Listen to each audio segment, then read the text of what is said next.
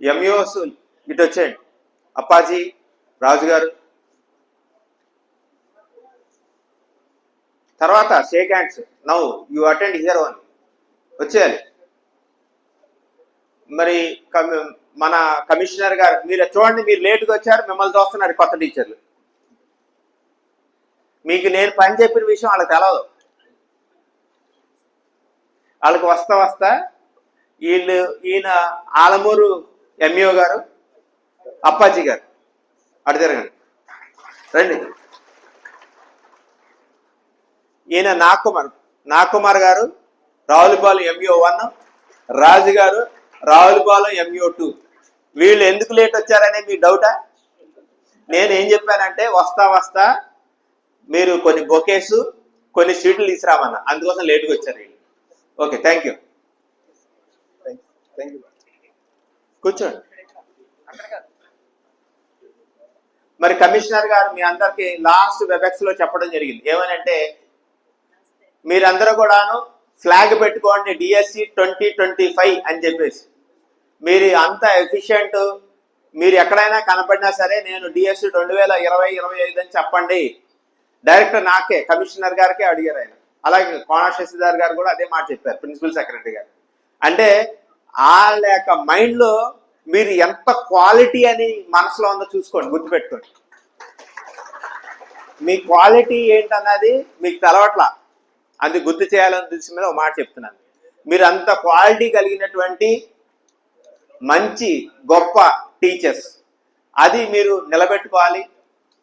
బయటికి వెళ్ళిన తర్వాత, మీ స్కూల్స్కి వెళ్ళిన తర్వాత మీరు ఈ విషయాన్ని మనసులో పెట్టుకొని చక్కగా పని చేయాలనే ఉద్దేశం మీద సార్ చెప్పడం జరుగుతుంది.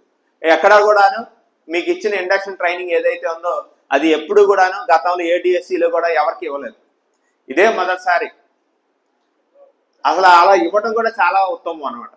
చాలా మంది చిన్నపిల్లల తల్లిలు, గర్భిణీ స్త్రీలు కూడాను, ఆరోగ్య భాగంలో కూడా చాలా మంది మరి ఆ ట్రైనింగ్ లో అటెండ్ అవ్వడం జరిగింది 8 రోజులు కూడా. ఆ ట్రైనింగ్ తీసుకోవడం వల్ల మీకు ఒక రకమైనటువంటి రిఫ్రెష్మెంట్ వస్తుంది. అది ఏంటంటే స్కూల్లోకి వెళ్ళిన తర్వాత మనం ఎలా పాఠాలు చెప్పాలి, ఎలాగ పిల్లలతో ఉండాలి, ఏ రకంగా పేరెంట్స్తో బిహేవ్ చేయాలి, పబ్లిక్ వస్తారు వాళ్ళతో ఎలా బిహేవ్ చేయాలి, హెచ్ఎంతో ఎలా ఉండాలి, మన కొలీగ్స్తో మనం ఎలా బిహేవ్ చేయాలి అని ప్రతి ఒక్క విషయం కూడాను కూలంకషంగా మరి ఇండక్షన్ ట్రైనింగ్ లోపల చెప్పడం జరిగింది. నేను కూడాను మీకులాగే డిఎస్సిలో ఉద్యోగం వచ్చి కొత్తగా ఆ స్కూల్ అడ్రస్ నాకు తెలవదు. డిఎస్సి అపాయింట్మెంట్స్ ఇచ్చారు, ఇచ్చిన తర్వాత ఆ స్కూల్ అడ్రస్ తెలవదు. తెలుసుకొని వెళ్ళడానికి నాకు 2-3 సుమారుగా 70-80 కిలోమీటర్ల డిస్టెన్స్లో 2 స్కూల్స్ చెప్తున్నారు. ఎక్కడ వెళ్తారు, ఏ స్కూల్కి వెళ్ళాలో తెలవదు. తర్వాత ఆఖరికి ఎవరో మీరు పలానా తణుకు వెళ్ళండి, తణుకు వెళ్ళిన తర్వాత అక్కడ అడిగితే ఆ స్కూల్ అడ్రస్ చెప్తారంటే అలా కనుక్కొని చాలా కష్టం మీద ఆ స్కూల్కి వెళ్ళడం జరిగింది. అలాగా కొన్ని సందర్భాలు ఎలా ఉంటాయంటే,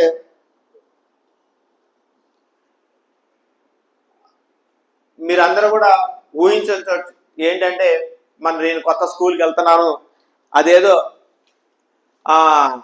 ఒక కార్పొరేట్ స్కూల్ లాగా అద్భుతంగా ఉండాలని చెప్పి మనసులో అనుకొని ఉండొచ్చు. కానీ పరిస్థితులు కొంచెం కొంతమందికి తారుమారు అయిపోయి ఉండొచ్చు బహుశా అనుకోవడం. కాబట్టి బాధపడాల్సిన అవసరం లేదు.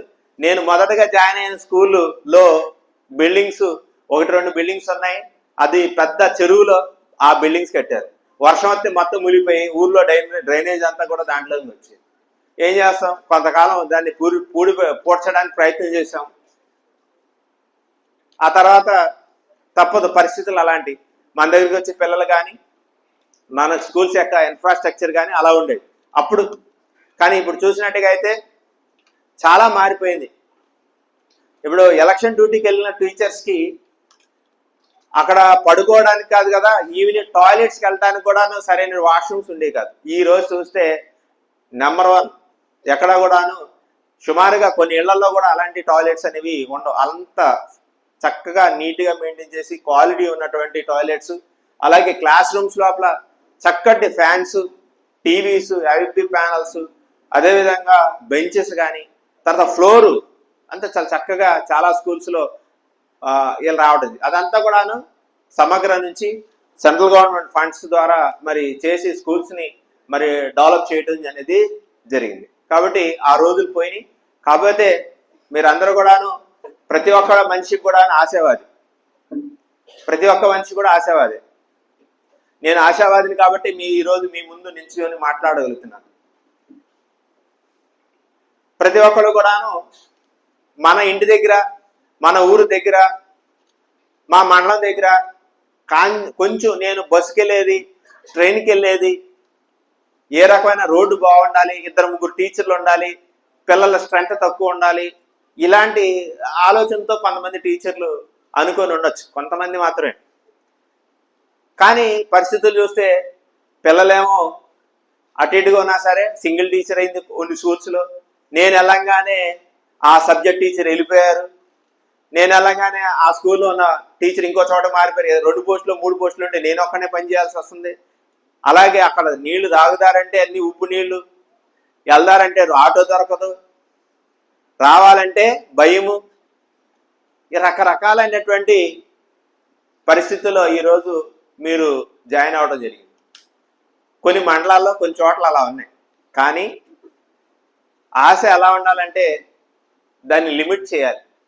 కొంచెం ఇది తప్పదో, మనకు 2-3 ఏళ్ళు, 4 ఏళ్ళు, 5 ఏళ్ళు టైం బాగోకపోతే 8 ఏళ్ళు దాకా అక్కడే ఉండాల్సి వస్తుంది. కాబట్టి మనస్ఫూర్తిగా డిసైడ్ అయిపోవాలి, ఏమని మనం ఎక్కడే పని చేస్తాము, కనీసం ఈ స్కూల్కి దగ్గరలో సుమారుగా ఇల్లు తీసుకోవడం, అలాగే స్కూల్కి ఎర్లీగా రావడం, అలాగే ప్రతిరోజు కూడాను స్కూల్లో ఊళ్ళో క్యాంపైనింగ్ చేయడం. ఏంటది? ఎన్రోల్మెంట్ డ్రైవ్ కోసం. మనం వెళ్ళాం స్కూల్లో, మా కజిన్ ఒకడు మొన్న డిఎస్సీలో పోస్ట్ వచ్చింది, అటు చాలా కష్టపడి చదివాడు, ఇంటి దగ్గర ఉండి. ఎరా ఎంతమంది ఉన్నారు మరి ఉద్యోగం చేయనా అంటే 5 ఉన్నారంట. చాలా జాగ్రత్త 5 ఉంటే అని చెప్పేసి అన్నా నేను. ఎందుకని? ఇప్పటికే వచ్చింది, అటు ప్లేస్ ఎక్కడో వచ్చింది. 5లో ఒకరోజు సడన్గా 2-3 కాన్వెంట్కి వెళ్ళిపోతారు, 2 మిగులుతారు. ఏమంటే 2కి మీరు ఎందుకంటే చెప్పేసి మా ఎంఈఓ గారు ఏం చేస్తారంటే ఆ 2 పక్క స్కూల్ పంపించేసి మాస్టర్ని నీలరేవు అని ఉంటుంది కాట్రేనికోట మండలంలో,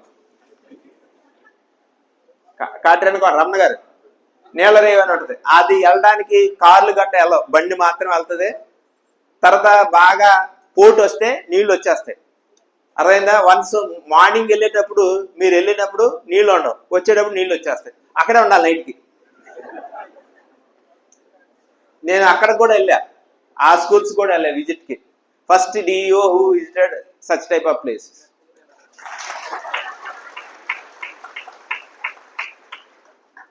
రమణ గారు నేను చెప్పాను మీరు వస్తున్నానని, నీళ్ళరేవుకి చెప్పలా, వచ్చేస్తాను నేను, అలాగే ఉంటుంది.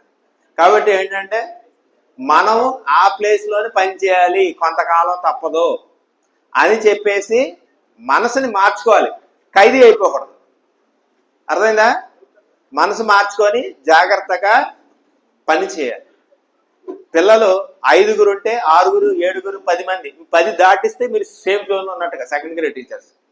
తర్వాత సెకండ్ గ్రేడ్ టీచర్స్ కొంచెం లెక్కలు, కూడికలు, తీసివేతలు బాగా వచ్చేస్తారు, కొద్దిగా చిన్నగా, మరీ అసలు నెంబర్లే రాకుండా ఉంటే ఇబ్బంది, కానీ కొద్దిగా. అలాగే తెలుగు, ఇంగ్లీషు మనం ఈ మధ్యన కొత్త బాణి పెట్టాం, అది హిందీ కూడా నేర్పుకుంటున్నాం స్కూల్స్లో. చాలామంది వరకు స్టార్ట్ చేస్తారు, అన్ని మండలాల్లో అన్ని స్కూల్స్లో ప్రైమరీ కూడా హిందీ చెప్తున్నారు. అలాగా పిల్లల్ని కొద్దిపాటుగా తెలుగు చదవడం, ఇంగ్లీష్ చదవడం, మ్యాథ్స్ చేయగలిగినటువంటి సామర్థ్యాన్ని పెంపొందించడం చేస్తే చాలు, మీరు are successful second grade teacher. నువ్వు బ్యాచ్ పెట్టుకోవచ్చు, కొనసాగించవచ్చు, పెట్టుకోవడం కాదు. వెళ్ళి చాలామంది మన సోదరులు సోదరిమణులు ఏం చేస్తుంటారంటే లెగడం లేటు, వాట్సాప్లోనో లేకపోతే ఇతరత్ర షార్ట్స్లోనూ బిజీగా ఉండి లెగడం లేటు, రాత్రి పడుకోవడం లేటు, పొద్దున్నే చాలా అలసిపోయాం వచ్చామని చెప్పేసి లేటుగా లేవడం, పొద్దున్నే టిఫిన్ క్యారేజీ పట్టుకొని హడావుడిగా వెళ్తూ ఉంటారు. మార్గ మధ్య ఎలా ఉంటుందంటే కుక్కలు వస్తాయి, అలాగే మా దగ్గర ఆబోతులు ఎక్కువ రోడ్డు మీద. అలాగా ఏదైనా డిస్టర్బెన్స్ అయితే డిస్టర్బెన్స్ అవుతుంది. రెండోది ఏంటంటే హడావుడికి వెళ్ళి మార్నింగ్ టిఫిన్ చేయరు, స్కూల్కి వెళ్ళిన తర్వాత బ్యాగ్ ఓపెన్ చేసి ప్రశాంతంగా అప్పుడు టిఫిన్ చేయడానికి ప్రయత్నం చేస్తారు. ఆ తర్వాత మీ అందరు తెలుసు, ఎప్పుడైతే మనం టిఫిన్ చేస్తామో ఆ తర్వాత నెక్స్ట్ ఏంటి, కొంచెం మత్తు వస్తుంది.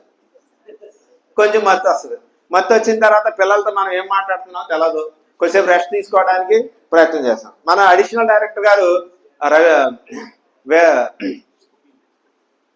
దేవానంద రెడ్డి గారు ఒక స్టోరీ చెప్పారు.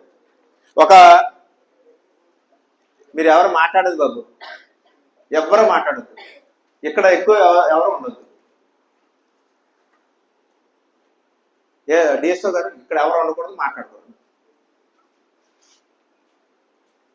ఆయన ఒక స్టోరీ చెప్పారు. ఒక సెకండ్ గ్రేడ్ టీచరు మీద కంప్లైంట్ చేశాడు గ్రామస్తుడు. ఏమని, ఆ మాస్టర్ వచ్చి రోజు నిద్రపోతాడు బెంచ్ మీద తలపెట్టి అని చెప్పేసి. మాస్టర్ వచ్చి రోజు బెంచ్ మీద తలపెట్టి నిద్రపోతాడంట ఆయన, ఒక సెకండ్ గ్రేడ్ టీచర్. ఆ పిల్లలు 10 మంది లోపు ఉంటారు.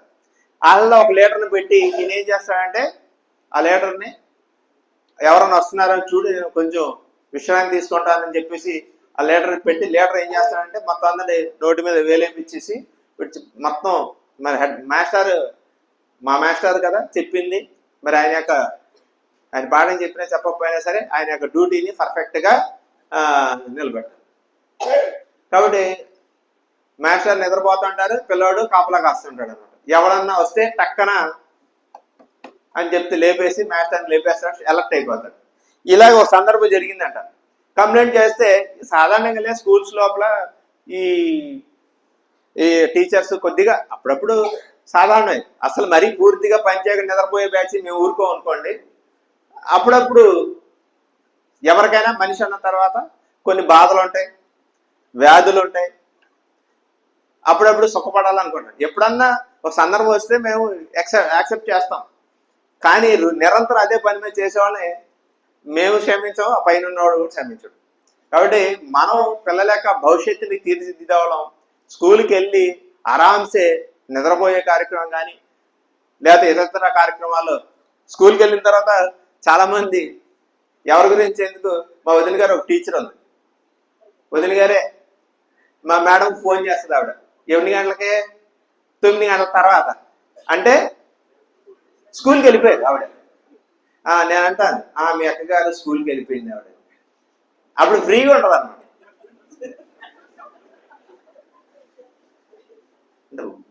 లైవ్ ఉదాహరణలు అండి, నేను ఏదో వేరే రకంగా మిమ్మల్ని అంటలేను. లైవ్ ఉదాహరణ అంటే స్కూల్కి స్కూల్కి వెళ్ళంగానే ఫ్రీ అయిపోతుంది, పాఠాలు చెప్పాల్సిన అవసరం లేదు. ఫోన్ చేసి ఆ 3 చెల్లెలు ఉంటే అందరితో మాట్లాడుతుంది ఆవిడ. ఆ విషయాన్ని ఈ విషయం ఇలా మీకు చెప్తున్నానని చెప్పి ఆవిడ దగ్గర కూడా చెప్పాను. మీ ఉదాహరణ నేను మా వాళ్ళకి చెప్తుంటానండి నేను. అలాగా ఆ టీచర్ ఏం చేశాడంటే నిద్రపోతూ పిల్లల్ని చూడమన్నాడు. ఈయన మన దేవానంద రెడ్డి గారు డిప్యూటీ డిఓగా చేస్తున్నారనమాట. చేస్తూ ఆయన విజిట్కి వెళ్ళారు. సైలెంట్గా బండి వ్యాన్ ఎక్కడో పెట్టేసి ఈయన సైలెంట్గా పిల్లడు అబ్జర్వ్ చేస్తున్నాడు. చూసి మాస్టర్ని లేపేశాడు. మాస్టర్ అయిపోయింగానే మాస్టర్ అలా అక్కడి నుంచి మొదలుకొని ఎలా జరిగిందని చెప్పి కంటిన్యూ చేస్తాడు ఆయన. ఆ వేటగాడు వేటాడుతూ మార్గ మధ్యంలో అతనికి నిద్ర వచ్చినప్పుడు ఇలా పడుకొని ఉన్నాడు. ఆ తర్వాత ఎలా జరిగిపోయిందని చెప్పేసి ఎరా అనగా అందరూ చేస్తారు అన్నారు. అలాగా చాకచక్యంగా టీచర్ తప్పించుకోవడం జరిగింది. ఆయన చాలాసార్లు చెప్తూ ఉంటాడు ఆ విషయాన్ని. కాబట్టి మనం స్కూల్కి వెళ్ళిన తర్వాత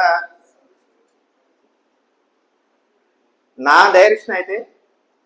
సజెషన్ అయితే మీకు పొద్దున్నే ఎర్లీగా లేకండి, కొద్దిసేపు ఎక్సర్సైజ్ చేయండి, మినిమం యోగా అన్నా చేయండి, ఎర్లీగా టిఫిన్ చేయండి, చక్కగా ఎర్లీగా స్కూల్కి వెళ్ళండి. హడావుడి వెళ్ళొద్దు. ఏదో డిప్యూటీఓ గారు, ఎంఈఓ గారు, డిఓ గారు వస్తారని చెప్పేసి మీరు హడావుడికి వెళ్తే చాలామంది టీచర్స్ నేను చూశాను, కష్టపడి ఉద్యోగాలు తెచ్చుకుంటారు. ఎంతో వైఫ్ అండ్ హస్బెండ్ ఎంప్లాయీస్ అయి ఉంటారు. అన్నీ ఉండి కూడాను చాలామందికి షుగర్ వ్యాధులు, రకరకాలైన వ్యాధులు, మార్గ మధ్యంలో యాక్సిడెంట్లు. నేను ఎంఆర్ల మీద సంతకాలు పెడతాను. ఎంఆర్ అంటే మెడికల్ రియంబర్స్మెంట్ అనమాట. సంతకాలు పెడతా ఉంటాను, చాలా వస్తాయి. ఎంత కష్టపడిన వాళ్ళు మన కోసం మన కోసం మనం ఆరోగ్యంగా ఉండడం కోసం కనీసం ఒక హాఫ్ అన్ అవర్ టైం తీయలేమా? తీయాలి. ఎర్లీగా లెగాలి, ఎర్లీగా స్కూల్కి వెళ్ళాలి, స్కూల్లో పిల్లలకు పాఠాలు చెప్పాలి. కరెక్ట్గా మీరు morning 2 hours, afternoon 1 hour work చేయండి చాలు. సెకండ్ గ్రేడ్ టీచర్స్ గురించి చెప్తున్నా ఇప్పుడు వరకు. మార్నింగ్ 2 hours, ఈవినింగ్ 1 hour, 3 నుంచి 3:30, 4 వరకు పిల్లల్ని కొంచెం రిక్రియేషన్ యాక్టివిటీస్ ఆడించడం. వర్షం అయినా సరే రూమ్లో ఆడించవచ్చు. బయట తీసుకెళ్ళి కొద్దిసేపు ఆడించి ఏదో ఒక గేమ్ చక్కగా ఒక 2 balls, 4 టెన్నికాయిడ్స్, స్కిప్పింగ్ రోప్స్ లాంటివి తీసుకెళ్ళి పిల్లలు కొద్దిసేపు ఆడించాలి. మీ దగ్గర సరుకు అయిపోయింది ఆ రోజు అనుకోండి, ఏం చేస్తారంటే టీవీ ఉంటాయి మన దగ్గర స్కూల్స్లో. టీవీ మీద కొన్ని కార్టూన్ నెట్వర్క్స్, కొన్ని నీతి కథలు ఉంటాయి, పొడుపు కథలు ఉంటాయి. అలాగే పాఠాలు కూడా ఇంగ్లీష్ పాఠాలు, హిందీ, తెలుగు పాఠాలు, మ్యాథ్స్ కూడా వస్తుంది దాంట్లో. అవన్నీ పెట్టి చూపించాలి పిల్లలు. మీరు కూర్చొని చూపించాలి. ఇలా చేయాలి. తర్వాత మేజర్గా ప్రైమరీ స్కూల్ టీచర్స్ ఏం చేయాలంటే పిల్లల యొక్క పరిస్థితిని గమనించాలి. వాళ్ళు ఏ రకంగా ఆరోగ్యంగా ఉన్నారా లేదా, నెయిల్స్ క్లీన్ చేసుకుంటున్నారా లేదా, నెయిల్స్ రిమూవ్ చేస్తున్నారా లేదా, డ్రెస్సింగ్ ఎలా ఉంది, స్నానాలు చేసి వస్తున్నారా లేదా, మార్నింగ్ వచ్చేటప్పుడు ఏమైనా తిని వస్తున్నారా లేదా అబ్జర్వ్ చేయాలి. యాజ్ ఎర్లీ యాజ్ పాసిబుల్ రాగి జావా వేడిగా కాయించి వాళ్ళకి దగ్గరుండి డిస్ట్రిబ్యూట్ చేయాలి. మధ్యాహ్న భోజనాన్ని కూడా మీరు అబ్జర్వ్ చేయాలి. అబ్జర్వ్ చేసి పిల్లలు తినేదాకా వాళ్ళ దగ్గర కూర్చోబెట్టి తినిపించాలి. చేస్తే అప్పుడు నెక్స్ట్ ఏంటంటే మీరు పాఠాలు చెప్పే కార్యక్రమం. ఇది జాగ్రత్త చేస్తే. అలాగే పిల్లలు మన దగ్గర చూసినట్టుగా అయితే ఇక్కడ మన జిల్లాలో ఎక్కువ కాలువలు ఉంటాయి.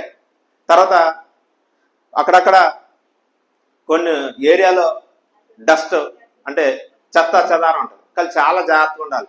బయట చెత్త కానీ, వర్షాకాలం చెత్త విపరీతంగా పెరిగిపోతుంది, బిల్డింగ్స్ పడిపోవడం, రకరకాలు ఉంటాయి. ఇవన్నీ అబ్జర్వ్ చేసుకొని ఏం చేయాలంటే టీచరు వన్స్ కనుక స్కూల్కి అమ్మా తెల్లవారింది లేపండి అవ్వండి, ఏమమ్మా సబ్జెక్టు, జ్వరమా, అరే దేశం పిలిపించలేదా మెడికల్ వాళ్ళని, ఏ మండలం అమ్మా మీరు, స్కూల్ అసిస్టెంటా, వద్దులే లేకొద్దు, సరే తర్వాత కలవండి నన్ను ఒకసారి. మనం పిల్లల్ని అబ్జర్వ్ చేయాలి. అబ్జర్వ్ చేసి ఫస్ట్ పిల్లలు ఎలా ఉన్నారు, వాళ్ళ అపీరెన్స్ ఎలా ఉంది, హెల్త్ ఎలా ఉంది, ఇది చూడాలి. చూసిన తర్వాత అప్పుడు దెన్ ఎడ్యుకేషన్. డైరెక్ట్గా పాఠం అనేది సెకండరీ. కాకపోతే లెర్నింగ్ అవుట్కమ్స్ మాత్రం టాప్లో ఉండాలి. జాగ్రత్త చూసుకోవాలి. అలాగే మధ్యాహ్న భోజనం కానీ వన్స్ కనుక పిల్లలు స్కూల్కి వచ్చారంటే మళ్ళీ ఇంటికి వెళ్ళే వరకు మీదే బాధ్యత. సెకండ్ గ్రేడ్ టీచర్స్ గుర్తుపెట్టుకో. ఇష్యూస్ ఎలా ఉంటాయంటే ఎక్కడో ఒక చోట చిన్న డిస్టర్బెన్స్ జరుగుతుంది. పిల్లవాడికి దెబ్బ తగలటం కానీ, పడిపోవడం కానీ, లేకపోతే పిల్లవాడు ఇంటికి వెళ్ళిపోవడం కానీ జరుగుతుంది. అటువంటి సందర్భంలో ఎవరిది బాధ్యత అంటే మీరు 3:30, 4 గంటల టైం అవ్వగానే ఇమీడియట్గా మీరు ఇంటికి వెళ్ళిపోయారు అనుకోండి, మీకు వెంటనే ఫోన్ వచ్చేస్తుంది మా పిల్లవాడు రాలేదని. ఎన్ని గంటలు వేసారు, పాటలు పాడిస్తా కళ్ళు మూసే వాళ్ళతో. నా సంగతి అలా నేను బేసిక్గా లెక్చరర్ని, ఆ తర్వాత ప్రిన్సిపల్ని అయ్యా. ప్రజెంట్ కూడా ప్రిన్సిపల్ని. అలాగే ఇప్పుడు డిఓ చేస్తున్నా మీకు. కాకపోతే నా క్వాలిటీస్ ఏం పోలా, అర్థమైందా. డైట్ ప్రిన్సిపల్ చేశాను, బీడీ కాలేజ్ ప్రిన్సిపల్ చేశాను. కాబట్టి మీరు అలర్ట్గా ఉండాలి. డిఓ మాట్లాడుతూ నిద్రపోతున్నారా, ఎలాకొలం ఏంటి, ఎక్కడో ఒక డిస్టర్బెన్స్ జరుగుద్ది, ఆ పిల్లలు ఇంటికి వెళ్ళకపోవడం కానీ ఏదైనా డ్యామేజ్ అయితే మాత్రం ఇమీడియట్గా మీకు ఫోన్ వచ్చేస్తుంది. మీరే రెస్పాన్సిబిలిటీ. చెవులు మడత పెట్టి అంటారు చూసారా, ఆ టైప్లో మీ దగ్గర నుంచి వసూళ్లు జరుగుతాయి. పిల్లలు వన్స్ స్కూల్కి వచ్చే వరకు, వెళ్ళే వరకు పూర్తి బాధ్యత మీదే. మీరేదో అనుకోవచ్చు, కొంతమంది కార్పొరేట్ స్కూల్స్లో, ప్రైవేట్ స్కూల్స్లో పనిచేసి ఉండొచ్చు, వాళ్ళకైతే బాగా తెలుస్తుంది ఈ విషయం. కానీ జాగ్రత్తగా పిల్లల్ని రప్పించడం, ఇంటికి పంపించడం మీదే కార్యక్రమం. అబ్జర్వ్ చేసుకుంటూ ఉండాలి. తర్వాత మిడ్ డే మీల్స్ కానీ చెక్కీస్ ఇస్తారు స్కూల్స్లో, వారానికి 3-4 సార్లు ఇస్తారు. ఆ చెక్కీస్ విషయంలో కానీ రాగి జావ విషయంలో కానీ చాలా జాగ్రత్తగా ఉండాలి. అలాగే పబ్లిక్ వస్తారు మీ దగ్గరికి, పేరెంట్స్ వస్తారు, వాళ్ళతో కూడా చాలా జాగ్రత్తగా ఉండాలి. ప్రతి ఒక్కరిని మీ స్కూల్కి ఎవరు వచ్చినా సరే రండి బాబు అని చెప్పేసి ముందు కూర్చోబెట్టి మాట్లాడాలి. మీ దగ్గర వాటర్ ఉంటే వాటర్ వచ్చి మంచిలు తాగండి అని చెప్పండి. అలాగే పబ్లిక్ రిలేషన్షిప్ అనేది జాగ్రత్తగా ఉండాలి. అలాగే మీ హెచ్ఎంతో, మీ కొలీగ్స్తో, అలాగే మీ ఎంఈఓ గారితో, డిప్యూటీ డిఓ గారితో, వాళ్ళందరితో కూడాను మీరు చక్కటి రిలేషన్షిప్ కలిగి ఉండాలి. అలా ఉంటేనే మీరు మన కమిషనర్ గారు విజయరామరాజు గారు అనుకున్నటువంటి గొప్ప టీచర్స్గా మీరు ఉండడానికి ఆస్కారం ఉంటుంది. అది గుర్తుపెట్టుకోండి. నెక్స్ట్ స్కూల్ అసిస్టెంట్స్ ఆల్రెడీ మీరు ఎలాగానే కొంతమంది రిలీవ్ అయిపోయారు. అలా సెకండ్ గ్రేడ్స్ కూడా చాలా మంది రిలీవ్ అయిపోయారు. ఇప్పుడు చూస్తే కాట్రేనికోణ మండలం నుంచి 47 స్కూల్స్ నాకు టీచర్ లేరని ఎంఈఓ రమణ గారు అలాగే కృష్ణమోహన్ గారు ఇద్దరు ఫోన్ చేయడం జరిగింది. ఏదో ఒక రకంగా ఎంజాయ్ చేసి ఆ టీచర్ని మన మొత్తానికి సార్ ఇంటరాక్షన్ ఉంటుంది కాబట్టి ఆ టీచర్స్ని పంపించండి అని చెప్పడం జరిగింది. అయితే మీ సెకండ్ గ్రేడ్ టీచర్స్ 47 స్కూల్స్లో సింగిల్ టీచర్ స్కూల్స్ ఉన్నాయి. అలాగే వాళ్ళందరూ వెళ్ళిపోవడం జరిగింది. అలాగే స్కూల్ అసిస్టెంట్స్ కూడాను మీరు జాయిన్ అవ్వగానే ట్రాన్స్ఫర్ అయినటువంటి కాకినాడ, రాజమండ్రి ట్రాన్స్ఫర్ అయిన టీచర్లు అందరూ కూడా వెళ్ళిపోయారు.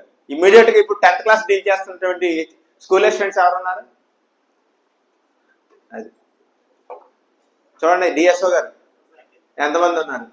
డైరెక్ట్గా వీళ్ళు 10th క్లాస్ డీల్ చేస్తున్నారు.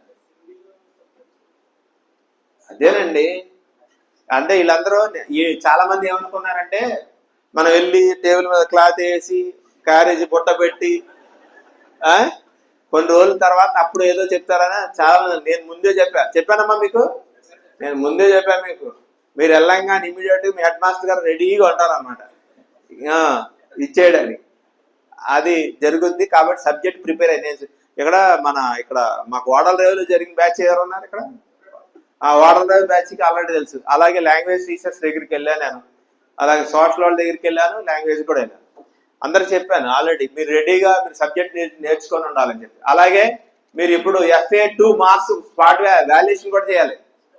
స్టార్ట్ చేశారా? 20 కల్లా కంప్లీట్ చేసి తాతరా గారు ఎప్పుడు చెప్పారు కటాకు? కమిషనర్ గారు చెప్పింది 21 తారీఖు. 21 కల్లా మీరు వాల్యుయేషన్ చేయాలి, పోస్ట్ చేసేయాలి, తర్వాత ఆన్లైన్ చేయాలి. చెప్తారు తాతరా గారు ఏం చేయాలి. ఆ మొదటి పేజీలో FA1 మార్క్స్, FA2 మార్క్స్ కాలం ఉంటుంది, అక్కడ వేయాలి. అసెస్మెంట్కి ఎంత వేశారు, 35 మార్క్స్ ఎన్ని మార్క్స్ వచ్చినాయి, 50కి ఎన్ని వచ్చినాయి, ఏం గ్రేడ్ అన్నది ఉంటుంది ఫస్ట్ పేజీలోనే, అక్కడ వేయాలి, దిద్ది వేయాలి. కాబట్టి మీరు ఇమీడియట్గా చూశారు కదా, సబ్జెక్ట్ చెప్పాలి, అసెస్మెంట్ చేయాలి. ఇప్పుడు రేపు ఫార్మేటివ్ 1 ఎగ్జామినేషన్స్ ప్రీ పబ్లిక్ మనం స్టార్ట్ చేస్తున్నాం. దాని తగ్గట్టు పిల్లల్ని ప్రిపేర్ చేయాలి. ఇవన్నీ కూడా ఎప్పటికప్పుడు జరిగిపోతాయి. కాబట్టి ఎక్కడో మనం స్లోగా చేద్దారి ప్రశాంతం చేద్దారి అనేది లేదు. కాబట్టి మన జిల్లా DCB ఆధ్వర్యంలో మనం ఒక యాక్షన్ ప్లాన్ కూడా ఈరోజు కలెక్టర్ గారి చేతి మీద ఓపెన్ చేయడం జరుగుతుంది. 100 days యాక్షన్ ప్లాన్. దాని ప్రకారం మీరు ప్రతిరోజు టెస్ట్ పెట్టాల్సి వస్తుంది 20 మార్కులకి ప్రతి సబ్జెక్ట్ నుంచి కూడా. అదేవిధంగా మనం ప్రతిరోజు 10th క్లాసు పిల్లలకి మార్నింగ్ 8 to 9 1 hour క్లాసు, అదేవిధంగా ఈవినింగ్ 4 to 5:30 వరకు కూడాను ఈవినింగ్ క్లాసెస్ కండక్ట్ చేయడం జరుగుతుంది. మరి ఆ విధంగా చూసినట్టుగా అయితే మనం ఈ చాలా తక్కువ పీరియడ్లో, అంటే అక్టోబర్కి వచ్చేసాం, లాస్ట్ నవంబర్ స్టార్ట్ అవుతుంది, నవంబర్ డిసెంబర్, అలాగే జనవరిలో ఒక 12-13 రోజులు ఉంటాయి, 19 రోజులు వర్కింగ్ డే వస్తుంది. మరి అది అక్కడ వరకే 2 నెలలు 2.5 నెలలు మాత్రమే మనకి ఈ 10th క్లాస్ వాళ్ళకి మనం పనిచేయడం, లేదా పాఠాలు చెప్పడం, లేదా ప్రాక్టీస్ చేయించడం అనేది జరుగుతుంది. ఈ పీరియడ్లో మనం గట్టిగా స్పీడ్గా టైం ఎక్కువ తీసుకొని వర్కౌట్ చేస్తే తప్ప మనం అనుకున్నటువంటి ఏదైతే లక్ష్యం ఉందో అది నెరవేరు. కాబట్టి మీరు అందరూ గమనించి మార్నింగ్ ఈవినింగ్ కూడా స్టడీ అవర్స్ 10th క్లాస్ పిల్లలు కండక్ట్ చేయండి. అదేవిధంగా మనకి డాక్టర్ బిఆర్ అంబేద్కర్ కోనసీమలో ఒక ఆనవాయితీ ఉంది. ఏంటంటే ఎవరైతే మార్నింగ్ 8కి వెళ్తారో టీచర్స్, ఆ టీచర్స్ అందరూ కూడాను స్కూల్కి వచ్చే పిల్లలు ఎవరైతే ఉన్నారో వాళ్ళందరినీ కూడా క్లాస్ రూమ్స్ లోపల కూర్చోబెట్టి స్టడీ అవర్స్ కండక్ట్ చేయడం జరుగుతుంది అన్న. ప్రతి 6th కావచ్చు 10th క్లాస్ ఏ పిల్లలైనా సరే లోపల కూర్చోబెట్టి మీరు ఎవరైతే ముందుకు వెళ్తున్నారో వాళ్ళ అందరి పిల్లల్ని కూడా క్లాస్ రూమ్లో కూర్చోబెట్టి స్టడీ అవర్స్ కండక్ట్ చేయాలి. అంతేగాని వచ్చిన వాళ్ళు బ్యాగులు పెట్టేసేసి రోడ్డు మీదకి వెళ్ళిపోవడం, అలా బయట క్లాస్ రూమ్స్లో బెంచ్ల మీద వాటి మీద ఆడే కార్యక్రమాలు కానీ అటువంటి చేస్తే వాళ్ళకి ఏదన్నా డ్యామేజెస్ జరగడం, కాళ్ళు చేతులు ఎరగొట్టుకోవడం కానీ, అలాగే బయటికి వెళ్ళి ఆటలతో డాష్లు చేయడం ఇటువంటి చేస్తుంటారు. అవన్నీ లేకుండా మరి మన హెడ్ మాస్టర్స్ అందరూ కూడా మంచి ఒక డెసిషన్ తీసుకొని పిల్లలందరూ కూడాను వచ్చిన పిల్లలందరూ కూడా స్టడీ అవర్ కండక్ట్ చేయడం అనేది జరుగుతుంది. వన్స్ 9 o'clock కనుక పిల్లలు వస్తే మళ్ళీ ఈవినింగ్ 5 దాకా ఎవరు బయటికి వెళ్ళడానికి లేదు. మధ్యాహ్నం భోజనం మన స్కూల్లో తినడం, బయట ఎవరు వెళ్ళడానికి లేదు. అలాగా మరి మంచి ఒక ప్రణాళికబద్ధమైనటువంటి విధంగా మన వాళ్ళు హెచ్ఎంస్ అండ్ స్కూల్ టీచర్స్ అందరూ స్కూల్ స్టూడెంట్స్ పీడిఎస్ అందరూ కూడా పనిచేయడం జరుగుతుంది. కాబట్టి మరి చక్కటి ఏ రకమైనటువంటి డిస్టర్బెన్స్ లేకుండా మనం ముందుకెళ్ళడం అనేది జరుగుతుంది. కాబట్టి ప్రతి ఒక్కళ్ళు కూడాను రాబోయే రోజుల్లో చక్కగా మీరు పనిచేసి మరి మేము ఒక టార్గెట్ పెట్టుకున్నాం, హై స్కూల్ టీచర్స్ చెప్తున్నాం, స్కూల్ స్టూడెంట్స్ అలా హెడ్ మాస్టర్స్కి చెప్తున్నాం. అదేంటంటే ప్రతి ఒక్క పిల్లలు మీరు ఏం మార్కులు తెచ్చుకుంటారు ఏంటని అడిగితే అందరూ కూడా 590, 595 అలా అంటున్నారు.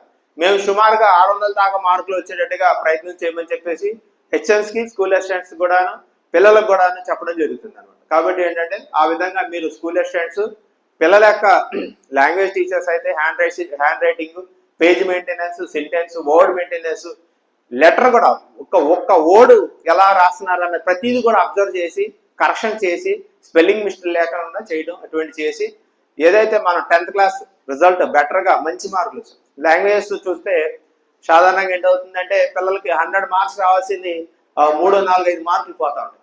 అలా చూస్తే తెలుగు, ఇంగ్లీషు, హిందీలో ఏమవుతుందంటే పిల్లలకి ఎక్కువ మార్కులు ల్యాబ్స్ వస్తుంటాయి. ఆ రాకుండా చక్కగా మంచి పిల్లలు అడ్వాన్స్డ్ బాగా వీళ్ళు 100 స్కోర్ చేస్తారన్న పిల్లల్ని మీరు వాళ్ళ మీద ఎక్కువ శ్రద్ధ చూపించి వాళ్ళకి మంచి హ్యాండ్ రైటింగ్ అలాగే సబ్జెక్ట్ అవుట్కమ్స్ కూడా బాగా వచ్చేటట్టు ప్లాన్ చేయండి. అలాగే మ్యాథ్స్, ఫిజిక్స్, సోషల్ టీచర్స్ వీళ్ళందరూ కూడా ఏంటంటే మార్నింగ్ టైము ఎక్కువ టైము అంటే మీరు మార్నింగ్ వెళ్ళి వాళ్ళ పిల్లల్ని కూర్చోబెట్టి స్టడీ అవర్స్ కండక్ట్ చేయడం, ఈవినింగ్ స్టడీ అవర్స్ కండక్ట్ చేయడం చేస్తే వాళ్ళకి ప్రతిరోజు కూడా మ్యాథ్స్ జరగాలి, ప్రతిరోజు ఫిజిక్స్ రివిజన్ జరగాలి, మ్యాథ్స్, ఫిజిక్స్, సోషల్ రివిజన్ జరగాలి. ఎందుకంటే పిల్లలు తరచుగా మర్చిపోయేటటువంటి సబ్జెక్ట్స్. సోషల్ వచ్చేబట్టి 4 టెక్స్ట్ బుక్స్ ఉన్నాయి. ఈ రివిజన్ చేయాలంటే మొత్తం అంతా సిలబస్ జనవరిలో రివిజన్ చేయాలంటే అవ్వదు. కాబట్టి నేను మీకు చెప్పేది ఏంటంటే ప్రతిరోజు కూడాను ప్రతి సబ్జెక్ట్ లాంగ్వేజ్ కావచ్చు, బయాలజీ కావచ్చు, ఏ సబ్జెక్ట్ అయినా సరే ప్రతిరోజు కూడా రివిజన్ జరగాలి.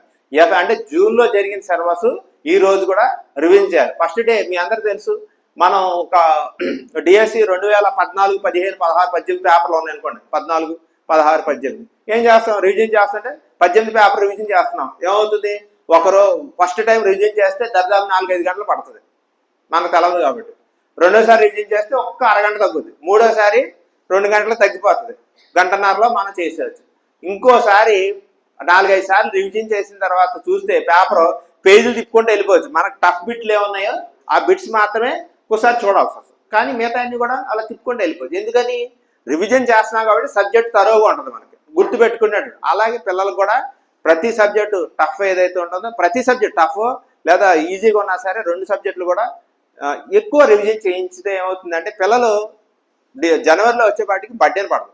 మన జనవరిలో వచ్చేపాటికి ఏం చేస్తాం? ఇప్పుడు మనం డిసిబి ద్వారా ఏం చేస్తున్నాం అంటే ప్రీ సమ్మేటివ్ ఎగ్జామ్స్, మనకి మీ అందరికి తెలుసు కదా, ఫార్మేటివ్ ఎగ్జామ్స్, సమ్మేటివ్ ఎగ్జామ్స్ ఉంటాయి. ఫార్మేటివ్ వచ్చేసి 4 ఉంటాయి, సమ్మేటివ్ వచ్చేసి 2 ఉంటాయి. ఇప్పుడు ప్రీ సమ్మేటివ్ పెడుతున్నాం అనమాట. రేపు 21వ తేదీ నుంచి 29వ తారీఖు నుంచి ప్రీ సమ్మేటివ్ పెడుతున్నాం. 2 ప్రీ సమ్మేటివ్లు ఏంటంటే అక్టోబర్ ఎండ్ వరకు ఉన్న సిలబస్తో మొదటి సమ్మేటివ్ ఎగ్జామ్స్. అలాగే నవంబర్ ఎండ్తో మొత్తం సిలబస్ అయిపోతుంది. అప్పుడు 2 టెస్టులు పెడతాం ప్రీ సమ్మేటివ్ ఎగ్జామ్స్. అంటే పిల్లలకి సబ్జెక్టు రివిజన్ చేయించే విధానం అనమాట. రివిజన్ చేయిస్తాం. చేస్తే ఏమవుతుందంటే ఇదంతా మేము చేస్తున్నాం, మీరు గ్రౌండ్ లెవెల్లో మీరు చేయాల్సిన పని ఇది.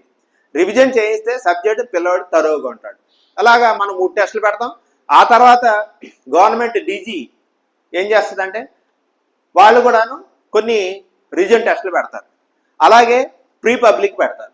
ఇలా పెట్టడం వల్ల ఏమవుతుందంటే పిల్లవాడు ఎక్కువ సబ్జెక్ట్ మీద రివిజన్ పెరుగుతుంది, త్వరగా నాలెడ్జ్ ఉంటుంది అనమాట. అయితే మనం ఇక్కడ చేయాల్సిన పని ఏంటంటే ఏ టెస్ట్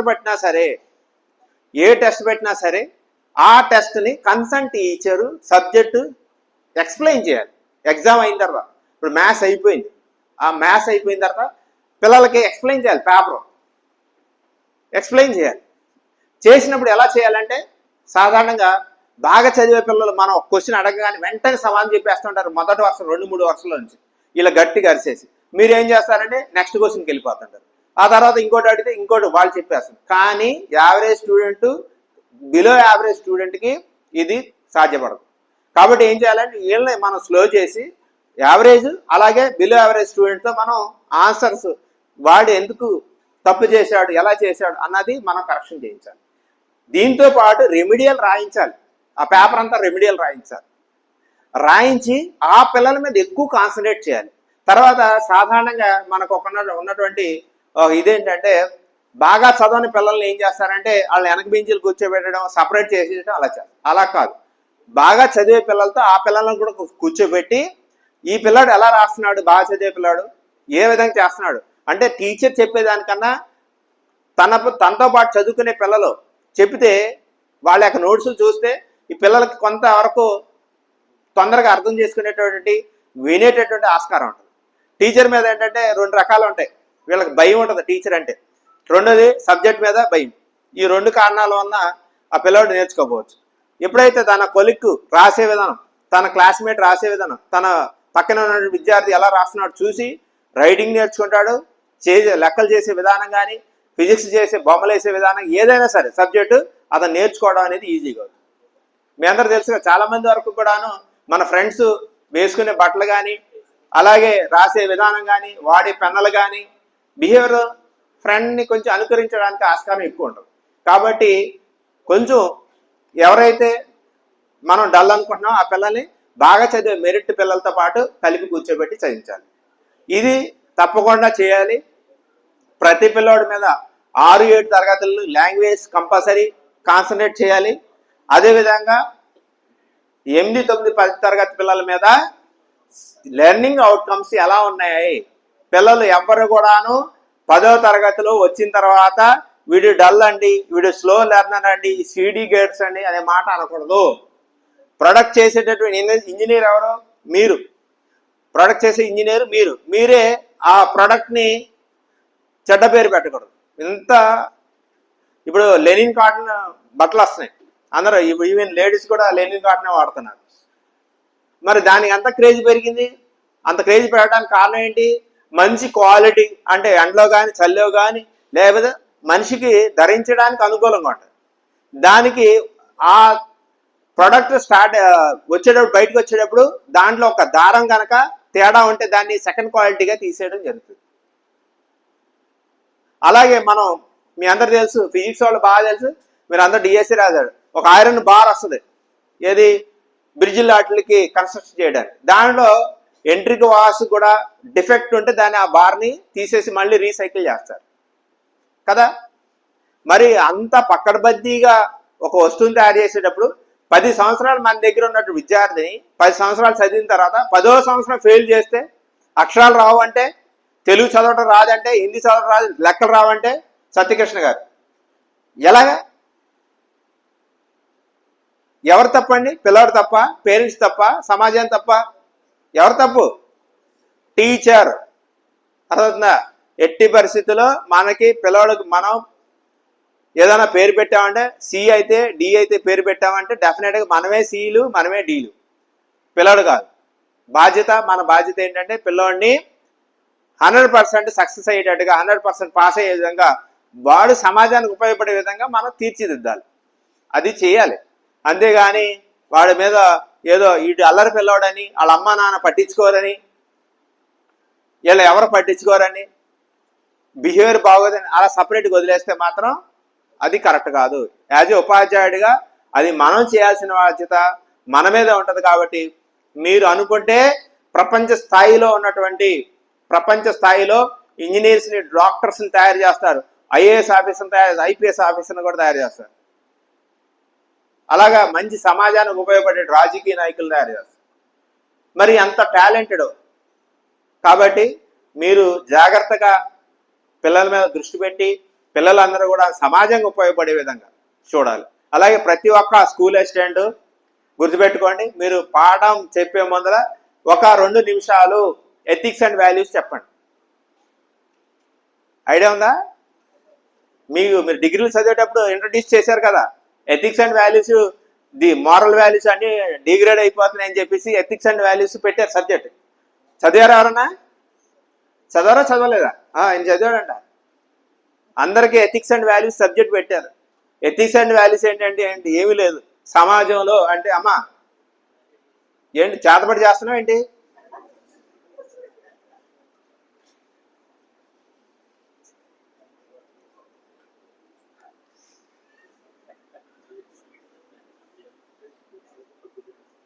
మీరు ఏమైనా చేశారా?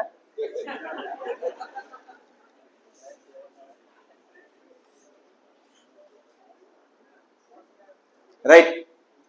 ఎథిక్స్ అండ్ వాల్యూస్ అంటే ఏమి లేదు, మనం సమాజంలో ఎలా ఉండాలి,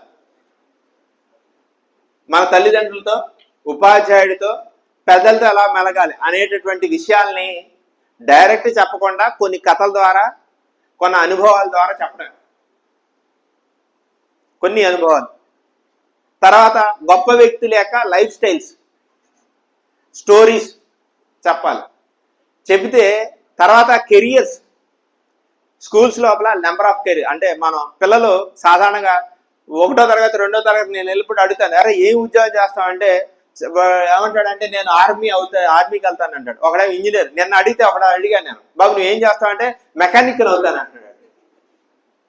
మెకానిక్ ఏ మెకానిక్ అంటే motor cycle mechanic. Motor cycle mechanic కదరా బాబు, మోటార్ సైకిల్ మెకానిక్ రోజంతా కష్టపడితే 300 రావు.